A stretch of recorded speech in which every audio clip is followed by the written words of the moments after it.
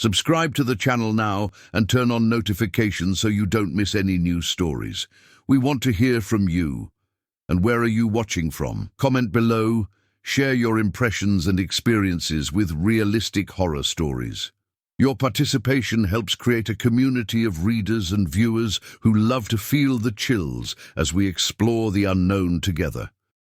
In the heart of a nearly forgotten American town, surrounded by dense woods and constant fog, Caroline Sinclair began construction on her strangest house. It wasn't an ordinary house. Every hallway, every room seemed defiantly labyrinthine, as if designed to confuse and repel something or someone. The neighborhood whispered about the Sinclair family's past, stories of disappearances, of unexplained tragedies, and the reputation that Caroline had inherited not only the property, but a curse that had lingered for generations. Caroline, young and headstrong, had her own reasons for building this fortress. It wasn't just the rumors that haunted her, but something she felt at night. Shadows moving among the trees, footsteps echoing when no one was around, whispers that seemed to come from within the walls. Fear, for her, was as palpable as the wood that shaped each room. On the other side of the conflict lay a more subtle, yet equally menacing mystery. The dead did not rest. There was no rational explanation, and Caroline didn't need one. Gradually, building the house became an obsession. She worked day and night, as if each hammer blow could ward off whatever approached, as if each wall could seal the fate of those who had no peace. Each stone laid, each winding corridor seemed to carry with it a fragment of hope and a shadow of despair. The first few days were marked by small incidents, tools disappearing, doors closing on their own, icy winds sweeping through newly built rooms. But Caroline persisted relentlessly. Her obsession made her ignore signs that would be alarming to anyone else. She understood that to survive, it wasn't enough to fear. It was necessary to act, to mold her environment according to her fear and her need for control. Meanwhile, rumors spread throughout the city. Some claimed to have seen figures on the property's edge, human shadows that vanished upon realizing they were being watched. Others alleged hearing muffled screams coming from the construction site during the early morning hours. But Caroline wasn't interested in explaining or believing. She was too busy working, fighting something that couldn't be named. The story was tense from the very beginning. Each night brought small trials, windows that creaked for no reason, a sudden chill that couldn't be explained by the weather forecast, or shadowy figures appearing in the corners of her eye. Caroline, determined, responded with action. Raising another wall, adding more locks, creating dead-end corridors. Each choice reflected her fear and her resolve. The antagonist of the story, though invisible, was as real as the wood that shaped her house. It wasn't a person, but the very presence of the inexplicable, something that hovered between the natural and the supernatural, something that tested limits, that put Caroline to the test at every step. Each hammer blow, each nail driven in, was a gesture of defiance, an affirmation that she would not surrender, even when everything indicated that perhaps it was too late. The environment contributed to the tension, the wind cutting through the trees, the constant fog that made each night longer and each shadow more menacing, the sounds of creaking wood as if the house itself were alive. Every detail of the small town and the wooded grounds directly influenced Caroline's actions, shaping her decisions and amplifying the macabre atmosphere. As construction progressed, Caroline realized her obsession was transforming into something almost ritualistic. She worked not only to create a shelter, but to confront what lurked on the threshold of reality and death. But despite her dedication, a feeling grew in her chest. No matter how many walls she erected, the dead never left. They were always lurking, always present, and each advance in construction seemed to attract them even more. The small town where Caroline built her fortress was immersed in a quietude that visitors rarely understood. Narrow streets, cracked sidewalks, lampposts that cast a weak yellowish light at night. Everything contributed to an atmosphere of isolation, almost timeless. The neighboring houses, with their peeling wood and sloping roofs, seemed to observe Caroline as she worked incessantly. Some residents avoided approaching, others merely peeked through windows, whispering theories about the young woman who seemed more interested in walls and corridors than in interacting with the community. The land she had inherited was one of the oldest in the region, surrounded by centuries-old trees and a grove that locals called the Dark Ring.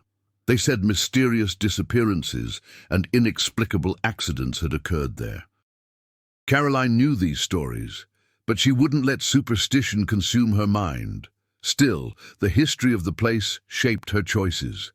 Each fallen tree, each clearing in the woods, seemed to suggest paths or barriers, almost as if nature itself participated in the game of tension between the young woman and the dead.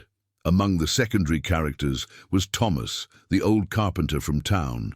He would occasionally approach Caroline, offering tools and advice that she rarely accepted. Thomas had a look that mixed skepticism and concern. He knew, better than anyone, that certain things in life could not be built or explained.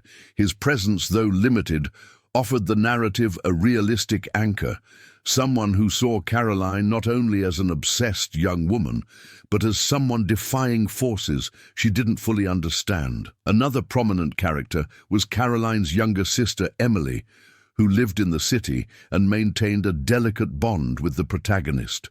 Emily represented the normality and vulnerability of the outside world. While Caroline immersed herself in building the house and the labyrinths she designed, Emily observed from a distance, sometimes trying to intercede, offering concern or distraction, but always restrained by Caroline's almost irrational determination. These interactions reinforced the contrast between obsession and everyday life, creating layers of emotional conflict that enriched the narrative. The town's everyday life, with its American quirks, small local shops, cafes with antique furniture, street festivals that only happened in the summer, formed a backdrop that made the story even more believable. Each of Caroline's choices was influenced not only by fear and her family's past, but also by the vibrant presence of a community that breathed history and tradition. Small events, such as gatherings at the local church or whispers about the phenomenon in the woods, created a constant tension that permeated the narrative without needing to exaggerate the supernatural. The construction of the house also came to reflect Caroline's personality. Narrow corridors, hidden doors, windowless rooms. Each architectural decision was an extension of her psyche. Each day the house became more of a labyrinth, not only physically, but emotionally. Each wall built was a barrier against fear, but also against those who tried to help her. This duality transformed the narrative. The house was not just a setting, but a character, carrying within it the protagonist's intentions, doubts, and fears. The antagonist, though still invisible, began to gain presence through the effect it had on the characters and the environment. Strange noises, changes in temperature, shadows that seemed to move with a life of their own. All this was part of a constant threat, perceptible not through physical manifestations, but through the psychological and emotional impact it provoked. The reader feels that something is always lurking, and that even the smallest details of daily life can become threatening. As Caroline's house took shape, what had once been an obsession began to become an invisible battleground. The isolation of the land allowed her to work without interruption, but it also made every noise, every shadow, more intense, more threatening. The footsteps that were once rare now appeared frequently, sometimes keeping pace with the rhythm of her hammers, sometimes appearing out of nowhere, making her stop mid-tastic. One night, as Caroline inspected a newly built hallway, she heard the distinct creak of a door that had never been opened. She stopped. The silence seemed to compress the air around her. She approached slowly, each step echoing on the wooden floor, and upon opening the door, found nothing but darkness. But something was there, perceptible in the way the temperature instantly dropped, and a metallic, almost imperceptible odor arose. Caroline knew it wasn't a hallucination. Thomas tried to warn her. "It's not just wood and nails, Caroline. There are things here that even I don't dare explain," he said, his voice heavy with concern. She responded only with a gesture, insisting that her house would be her defense, her fortress against the unknown. But the carpenter noticed changes in her behavior. Caroline's obsession was making her increasingly reactive, almost paranoid, as if the environment itself were conspiring against her. Meanwhile, Emily tried to keep in touch. She visited the house frequently, bringing food, trying to distract her, but Caroline rarely answered, immersed in the construction, in the creation of corridors and rooms without apparent logic.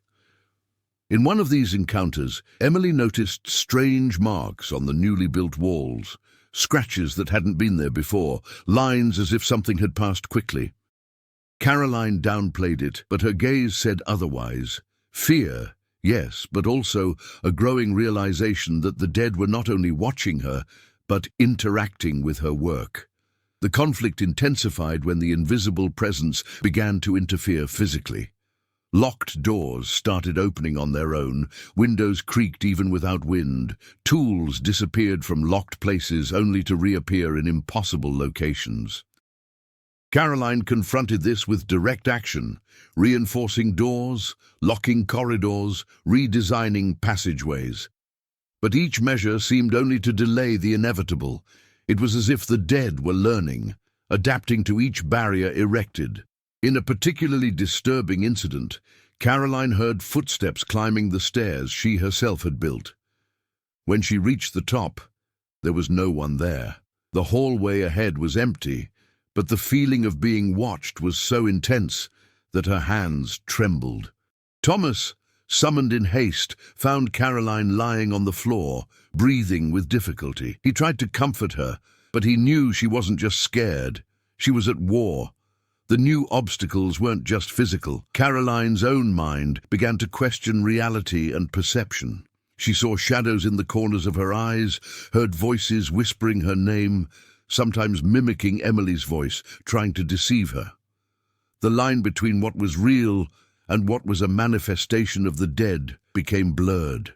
But she persisted, because giving in would mean abandoning control, and Caroline knew that was precisely what the presence wanted, for her to give up. Furthermore, the city was beginning to react. Some neighbors reported strange lights in the rooms at night, shadows moving without origin, sounds echoing through the deserted street. Emily, increasingly worried, tried to get help, but Caroline refused any outside intervention. The tension between the need for protection and the obsession with controlling everything created internal conflicts that manifested in outbursts of anger, impulsive gestures, and risky decisions. The construction of the house began to reveal paradoxes. Corridors that once provided isolation now became traps. Spaces that should have offered protection began to amplify fear. Each hammer blow, each wall erected, created new routes for the dead to manifest themselves.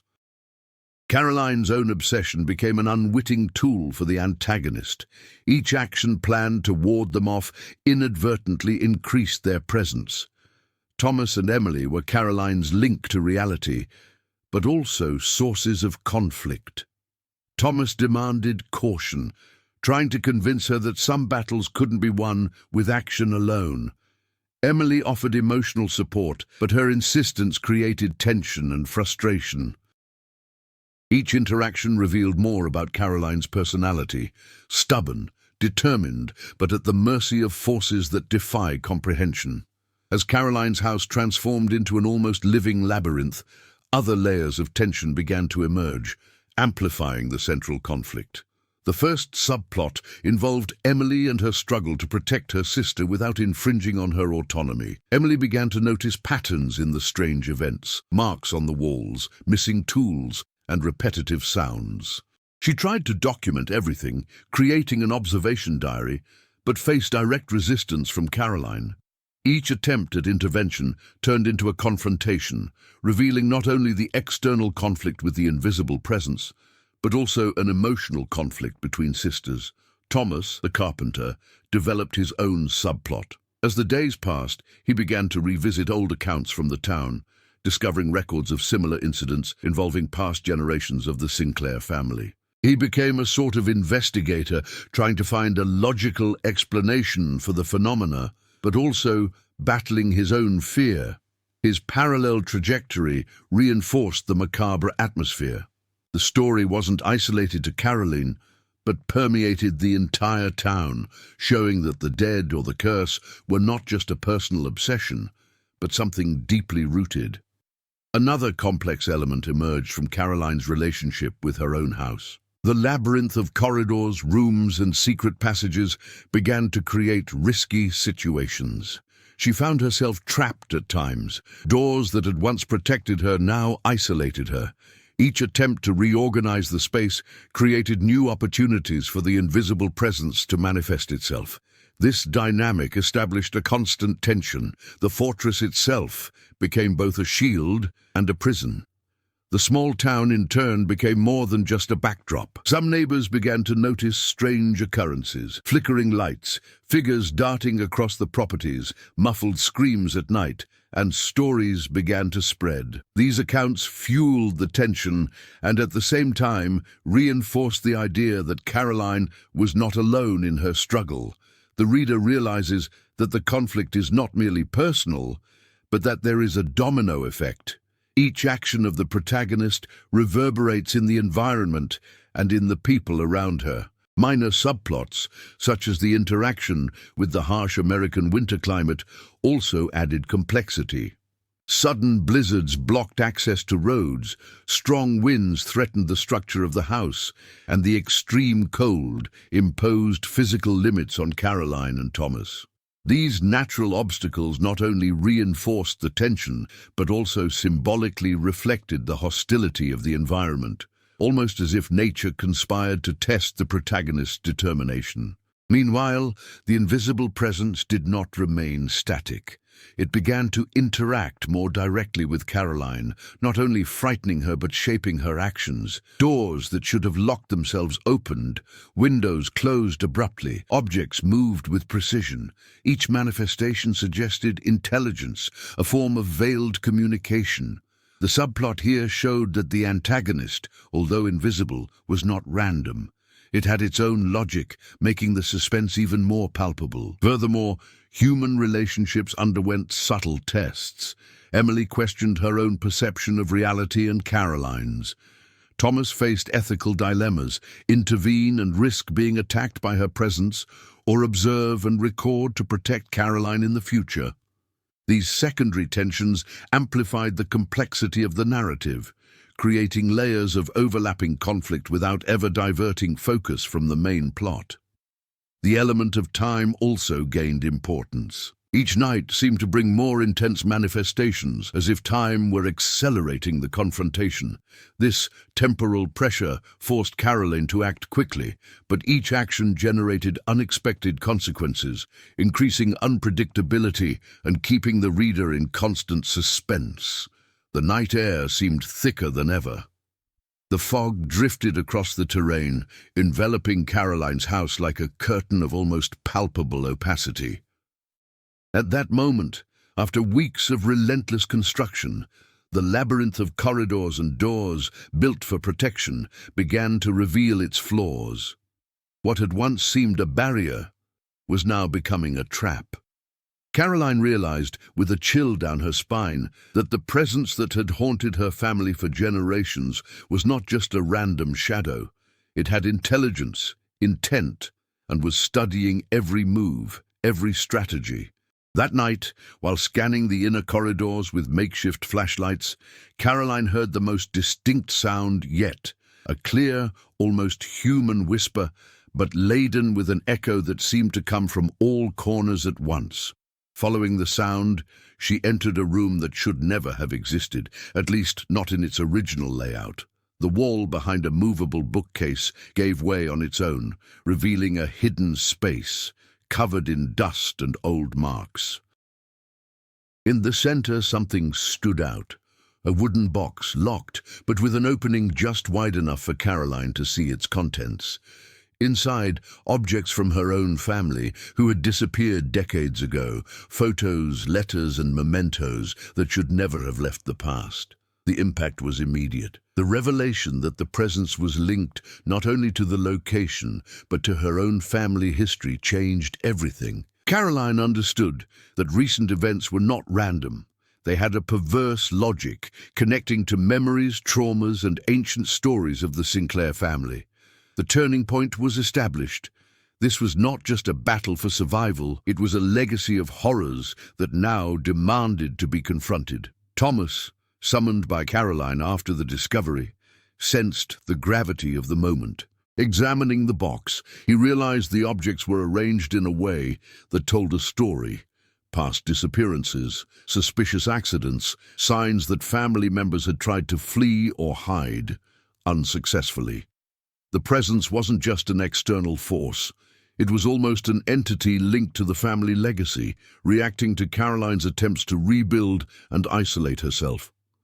Emily, arriving soon after, realized the situation had escalated beyond rational comprehension. The whisper of the presence now seemed to mimic their own voices, blurring the lines between perception and reality. The emotional tension reached its peak. The fear was no longer just of something invisible. Now it was fear of her own family's history, of what Caroline unconsciously carried. Every action of the characters became critical, every decision carried immediate consequences. The turning point also brought physical changes. Previously safe corridors began to shift. Locked doors gave way on their own, the floor creaked under invisible weight, and shadows stretched in impossible ways. Caroline had to confront not only the unknown, but also her own obsession. Each protective measure she had adopted contributed to the more intense manifestation of the presence. She found herself forced to rethink everything, to question her own strategy and the limits of her sanity. The final turning point came when Caroline realized she wasn't just building to protect herself. She was inadvertently feeding the presence. Every hallway, every room, every hidden wall functioned as a conduit, connecting past and present, the living and the dead. The house that was meant to be a refuge became the stage for a force that manipulated Caroline's own reality. This realization transformed the narrative. The conflict was no longer merely physical or psychological. Now there was a strategic, almost game-like dimension where every move carried calculated risk. Thomas, understanding the gravity of the situation, began to suggest measures that Caroline would have previously rejected, destroying passageways, burning old objects, dismantling structures that strengthened the connection to the past. Emily offered emotional support, but fear of her own sister now mingled with the need for immediate action. The story reached a new level. The protagonist needed to react creatively, quickly, and courageously without repeating previous actions to try to regain control of his own destiny.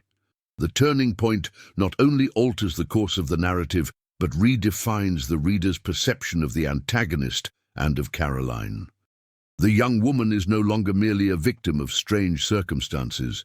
She becomes an active participant in a complex battle where past, present, memory, and supernatural manifestations intertwine. The suspense intensifies because each future scene will be marked by this revelation. The presence is deeply rooted, linked to Caroline's own history and that of her family, and any misstep could be fatal. The night following the discovery of the box was marked by almost unbearable tension. Caroline couldn't sleep. Every hallway of the house seemed to pulse with the memory of her own family, and the whispers of presence now sounded closer, more audible, almost tangible. What had once been isolated incidents had transformed into a pattern of coordinated actions. Doors moved on their own, shadows advanced through the hallways, and old objects, which should have remained inert, shifted places with calculated precision. Emily, for her part, was beginning to realize that her concern wasn't enough. She saw her sister transform under the weight of the revelation. The obsession, previously directed only at construction, was now expanding to survival and defense strategies. Every action Caroline took was decisive, but carried unpredictable consequences. Emily tried to warn her, suggest pauses or alternatives, but knew that any hesitation could intensify the manifestation of her presence. Thomas, observing the escalation, began to carefully document everything that happened, recording sounds, movements, and changes in the walls and objects. He understood that the logic of the presence was more complex than he had imagined. It was not a matter of random apparitions, but a direct reaction to Caroline's actions. Each locked corridor, each reinforced door, each relocated object functioned as a stimulus, provoking increasingly intense responses. The physical environment of the house began to react in an almost organic way. The cold that permeated the corridors seemed more penetrating in the newly built spaces. The wood creaked under the invisible weight of presences that were never seen, and each shadow cast by the lanterns distorted, making it impossible to distinguish the real from the illusory. The tension also affected the senses of the city's inhabitants. Neighbors began to report strange sounds in the distance, figures passing through the properties and lights flickering inexplicably. Caroline, realizing the complexity of the challenge, began to develop more sophisticated strategies. She tested every corridor, analyzed every door, every secret room, trying to predict the presence's actions. The battle was now not only physical, but strategic. She needed to act quickly, but precisely, because any mistake could intensify the effects of the manifestation. What had previously seemed like a fight for survival had become a true game of control over invisible and unpredictable forces. The emotional consequences also became more evident. Caroline began to notice changes in herself. Sleepless nights and constant confrontations had altered her perception, making her more alert but also more vulnerable. Every gesture, every choice carried psychological weight. Emily, observing her sister, felt a mixture of fear and helplessness, while Thomas struggled to maintain his own sanity in the face of inexplicable phenomena. In a particularly intense episode, Caroline discovered that the presence could manipulate more than just objects and doors.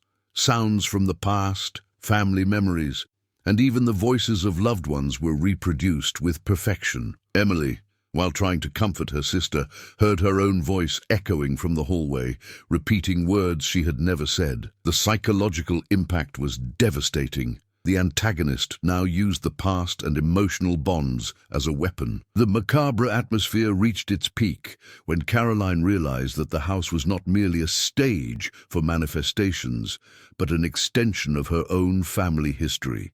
Every hallway, every room, every wall had somehow been imbued with memories from past generations. The direct consequence of this realization was a radical shift in Caroline's approach. She needed to understand the past to control the present. The obsession, once mechanical, transformed into strategic investigation, a delicate balance between fear and intelligence. Thomas and Emily were no longer just observers. They had become essential collaborators, each contributing unique skills to navigate the situation. Thomas, with his experience and practical logic, Emily with emotional insight and sensitivity. But the tension between the three was mounting.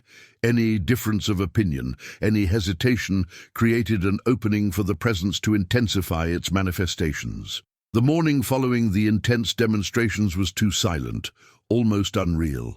The wind didn't blow, the trees remained motionless, and the city seemed to observe in sync with Caroline's anxiety. But she couldn't allow herself a pause. Every second of inaction was an opportunity for the invisible presence to increase its influence. Caroline began to see the house differently. Before, each hallway, each secret room was a barrier against the unknown. Now, she saw the building as a field of possibilities. She learned to interpret patterns in its manifestations. When the intense cold appeared, it was a warning. When doors closed abruptly, it indicated a concentrated presence.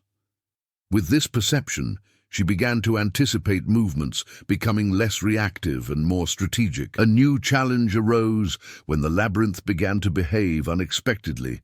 Newly built walls creaked in distinct ways.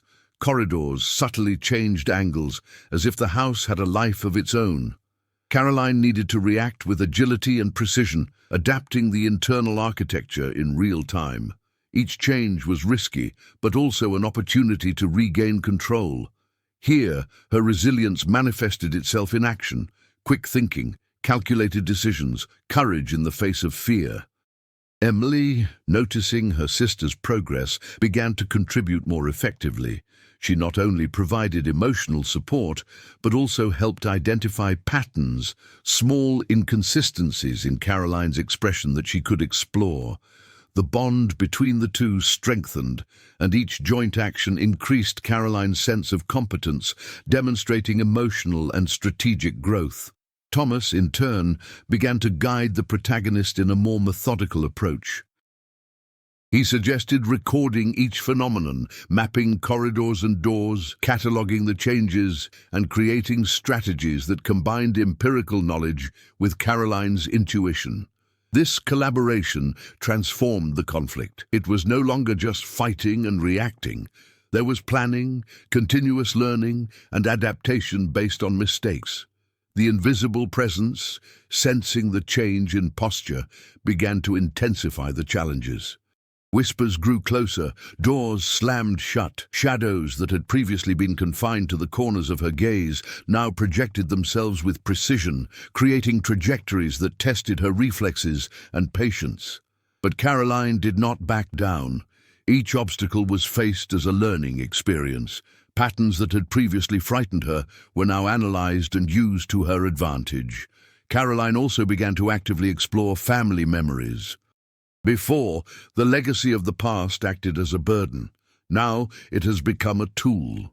Old documents, photos, and letters that emerged from the walls or the labyrinth were studied to understand the intentions of their presence and the strategies her ancestors might have attempted. This dive into the past transformed her perspective. Obsession gave way to strategic understanding. New emotional conflicts arose. Fear, frustration, and exhaustion were inevitable, but Caroline began to deal with them consciously. Instead of becoming paralyzed, she used fear as a warning, exhaustion as an indicator of limits, and frustration as fuel for creative solutions. The reader realizes that the protagonist is not just surviving, she is evolving mentally, emotionally, and strategically. Tension increased as the labyrinthine layout of the house became increasingly unpredictable. But Caroline applied what she had learned. Locked doors were left open in strategic locations, corridors were redesigned to confuse presence, and antique objects were positioned in ways that would attract attention and test the waters. Each action demonstrated real growth, transforming the protagonist from someone reactive into someone who influences the conflict. The collaboration with Emily and Thomas reached its peak when the presence began manipulating memories more intensely, attempting to provoke fear and despair. Caroline responded with emotional balance, using knowledge of the past and the environment to create psychological traps, turning the presence's logic against itself. The labyrinth ceased to be merely a barrier. It became a field of strategy and resistance. The house, now completely labyrinthine, seemed to pulse with a life of its own. Each corridor Caroline walked down brought signs of presence, but also opportunities. Walls creaked, shadows moved, doors closed or opened on their own, but everything was now interpreted with precision. She was no longer a victim. Every action was calculated, but the danger was constant and unpredictable. Emily became an essential part of this preparation. She catalogued changes, noted patterns, and helped Caroline predict where the presence might manifest itself next. Her visits, once sporadic, transformed into strategic surveillance. The bond between the sisters reached a new level: mutual trust and tactical collaboration. The emotional tension, previously scattered, now functioned as a driving force for coordinated decisions. Thomas, in turn, contributed technical and historical knowledge.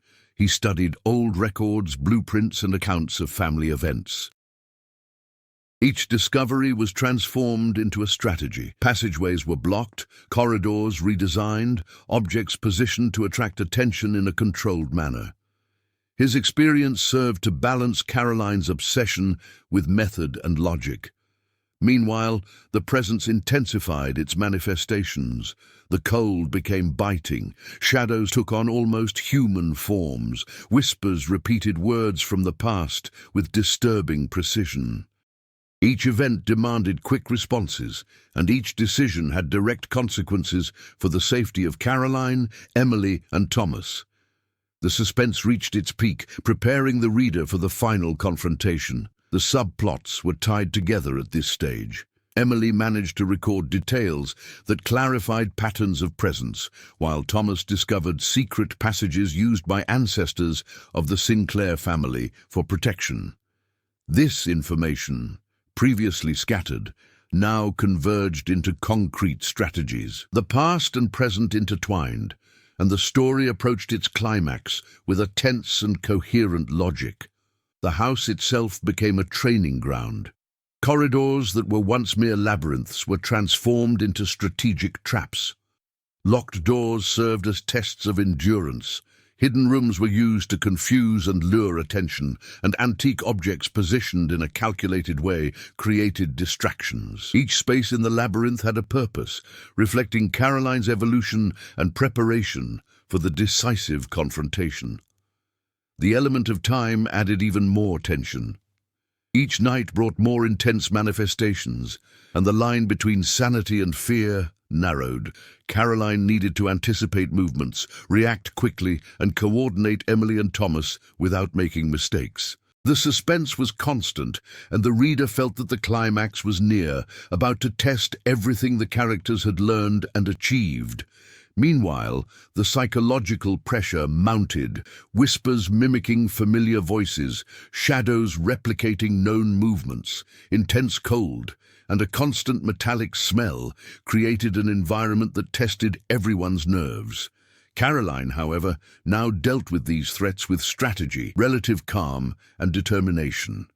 She had transformed fear into a tool, using each manifestation of their presence as a clue to advance toward the final confrontation. The climax of the preparation came when Caroline discovered that the presence had a pattern of behavior linked to specific moments in the family's past. Thomas and Emily helped decipher these clues, allowing each hallway and each room to be prepared as part of a planned trap. The narrative tension reached its peak. All the elements, psychological, physical, and strategic, converged on the moment that would decide the fate of Caroline and the house. Night fell with a heavy, almost suffocating silence. Caroline's house seemed to breathe in unison with the protagonist's heart, every hallway, every room, every wall echoing expectation. The whispers that had once warned her had now transformed into a distorted chorus, repeating memories and familiar phrases, blurring the lines between perception and reality. It was the decisive moment. Caroline strode down the main corridor, flashlights in hand, her steps firm despite the intense cold. She knew that any hesitation could be fatal. Every decision made in the previous weeks, every locked corridor, every hidden room, every strategically placed object culminated in that moment. The invisible presence reacted, intensifying the atmosphere. Doors slammed shut on their own. Shadows projected themselves with precision. Voices imitating Emily and Thomas emerged from unexpected corners. Emily, positioned behind Caroline, monitored changes and whispers, ready to act if anything escaped her sister's control. Thomas, in another strategic point of the house, observed patterns, ready to provide guidance in real time. The labyrinth now functioned as a battlefield. Each corridor, each room, each door had a purpose, precisely designed to deceive, confuse, and neutralize presence. The first direct confrontation occurred when Caroline entered the central room where the family box remained. The temperature dropped drastically, a dense shadow filled the space, and the metallic smell became almost unbearable. The presence attempted to manipulate Caroline's memory, projecting images of missing family members, mixing guilt, fear, and longing. But the protagonist, trained by previous overcoming of adversity, remained focused. She took a deep breath, analyzed patterns, and used the memories not as a trap, but as tools. With swift movements, Caroline repositioned objects and opened strategic passages, forcing the presence to manifest in the wrong corridors. Every reaction of the entity was predicted, every whisper anticipated. She not only resisted, she manipulated the environment to turn the tactic against the very force that threatened her. Emily and Thomas watched with admiration and tension, understanding that the battle was now not physical, but psychological and strategic. The confrontation reached its climax when the presence, realizing Caroline's strategy, intensified all manifestations simultaneously, shadows advancing from multiple angles, doors slamming violently, voices confusing and echoing throughout the house. Caroline, however, maintained control. She used knowledge of the family's past, antique objects, and the presence's behavioral patterns to create a final trap. Upon entering the main room, she activated an improvised mechanism with strategic objects that isolated the manifestation in the central hallway. For a moment, time seemed to stand still. The central corridor trembled, the air vibrated, and presence manifested itself as never before. Echoes of the past, whispers and shadows converging on a single point. Caroline stood firm, breathing precisely, remembering each lesson, each analysis, and each observation. Then, with one last calculated movement, she unlocked the family box and positioned the objects in a way that symbolized control over the past. The reaction was immediate. A profound silence fell over the house, the whispers ceased, the cold receded, and the shadows dissipated. The invisible presence finally retreated. It was not destroyed or eliminated, but controlled. Caroline understood that she didn't need to win through physical confrontation. Her victory lay in understanding, anticipating, and dealing with the force that until then had seemed uncontrollable. Emily ran to hug her sister, tears mingled with relief. Thomas took a deep breath, acknowledging the strategic triumph. The house still carried the weight of old memories and an invisible presence, but now it was under control.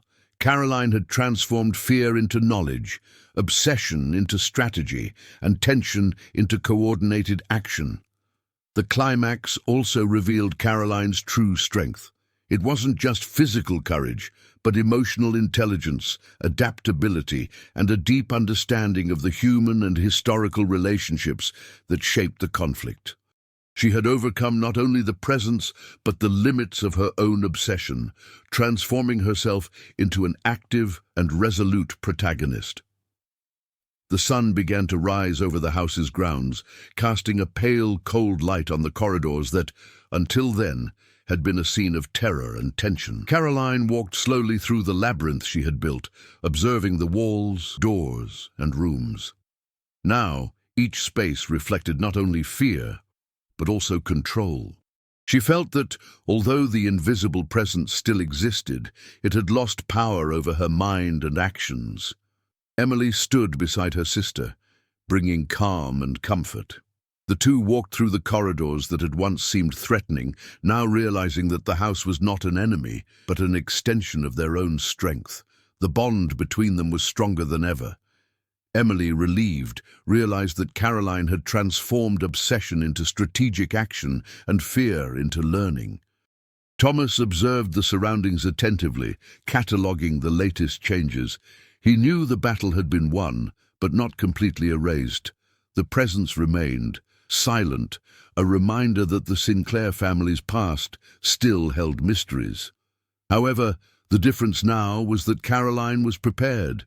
She no longer depended on luck or passive observation. She had acquired knowledge and experience that guaranteed control and security. The old objects in the box were rearranged, this time with purpose and order. Each photograph, letter, or family memento came to symbolize learning and connection to history, not fear. Caroline understood that part of the conflict would always be related to her ancestors' past, but that her personal and strategic growth allowed her to face any manifestation without succumbing to paranoia. The labyrinthine house, once chaotic and menacing, now reflected the protagonist's evolution: precisely planned spaces, safe corridors, and contingency routes. Each wall built, each room designed, represented not only defense, but also dominion. The house ceased to be a prison. It transformed into Caroline's territory of power and intelligence. As they walked toward the exit, silence reigned. But it was a different kind of silence. It didn't carry tension, but relief and respect for what had been overcome. Caroline, Emily, and Thomas knew that the past and the invisible presence would continue to exist, but that control was in their hands. The protagonist had learned that courage is not the absence of fear, but the ability to act with clarity and strategy, even in the face of the unknown. The horizon indicated a full dawn. The city was slowly awakening, and the feeling of finality was clear. Each character had reached a level of resolution. Caroline, mastery; Emily, confidence in the bond; Thomas, strategic understanding. The central conflict had been faced in a unique and complete way, and the macabre suspense, although present, was under the conscious control of the protagonist. The conclusion reinforces that the story doesn't end with destruction or total elimination of the presence, but with balance, learning, and transformation. Caroline ceased to be merely a victim of supernatural events. She became an agent of her own story, capable of confronting forces that seemed invincible. The narrative concludes with resolved tension, transformed characters, and a sense of emotional and narrative coherence, preparing the ground for a brief epilogue that offers a glimpse into the future. Months passed, and the house remained silent, but Caroline knew that the invisible presence still watched, hidden in the shadows. Emily helped keep track of the subtle changes that arose, while Thomas continued studying old family patterns. The labyrinth was now controlled territory, but the memory of the nights of terror still echoed in the corridors. Caroline felt strengthened, aware that she would face any future challenge, but she also knew that the past never completely disappears. Every shadow, every hidden corridor was a reminder that some forces remain, lurking, testing courage and vigilance at every step. If you were captivated by the suspense and macabre terror of Caroline's story, share your impressions in the comments. Tell us which moment scared or surprised you the most, and how you would have reacted to a haunted labyrinth like hers. Don't forget to like and share this story with friends who love realistic mystery and horror stories, and follow us for more macabre and intense adventures. Every reaction and comment helps bring new scary stories, and your opinion can inspire future tales full of suspense, tension, and supernatural events.